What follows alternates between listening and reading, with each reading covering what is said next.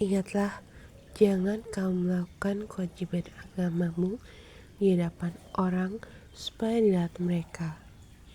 Karena jika demikian, kamu tidak beroleh upah dari Bapamu yang di surga. Jadi apabila engkau memberi sedekah, janganlah engkau mencanangkan hal itu seperti yang dilakukan orang munafik di rumah-rumah ibadat dan di lorong-lorong, supaya mereka dipuji orang. Aku berkata kepadamu, sesungguhnya mereka sudah mendapat upahnya. Tapi jika engkau memberi sedekah, jangan diketahui tangan kirimu apa yang diperbuat tangan kananmu.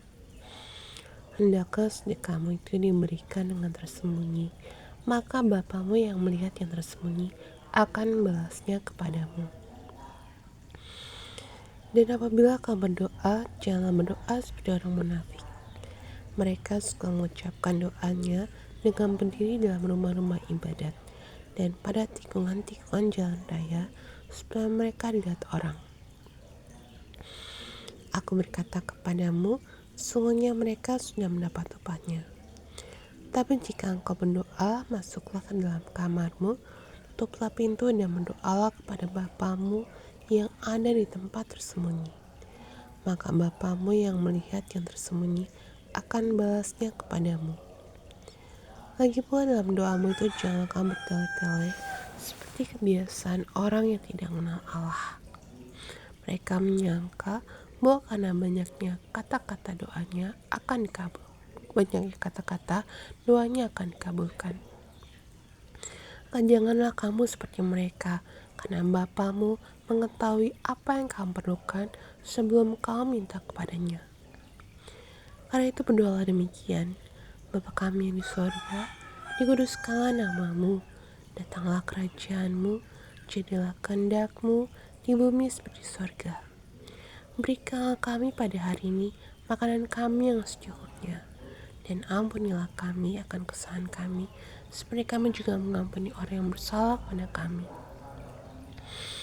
Dan janganlah membawa kami ke dalam pencobaan, tapi lepaskanlah kami daripada yang jahat.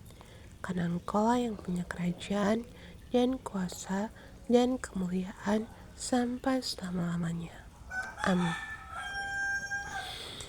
Karena jikalau kamu mengampuni kesalahan orang, Bapamu yang di surga akan mengampuni kamu juga. Tapi jikalau kamu tidak mengampuni orang, Bapamu juga tidak akan mengampuni kesalahanmu. Dan apabila kamu berpuasa, jangan muram mukamu seperti orang munafik. Mereka mengubah air mukanya supaya orang melihat bahwa mereka sedang berpuasa. Aku berkata kepadamu, sesungguhnya mereka sudah mendapat upahnya. Tetapi apabila engkau berpuasa, menyakilah kepalamu dan cucilah mukamu, supaya jangan dilihat oleh orang bahwa engkau sedang berpuasa, melainkan hanya oleh Bapamu yang ada di tempat tersembunyi.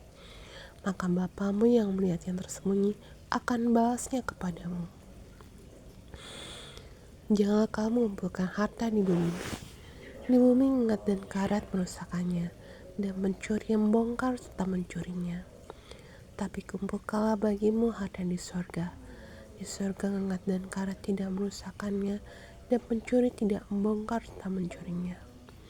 Karena di mana hartamu berada, di situ juga hatimu berada.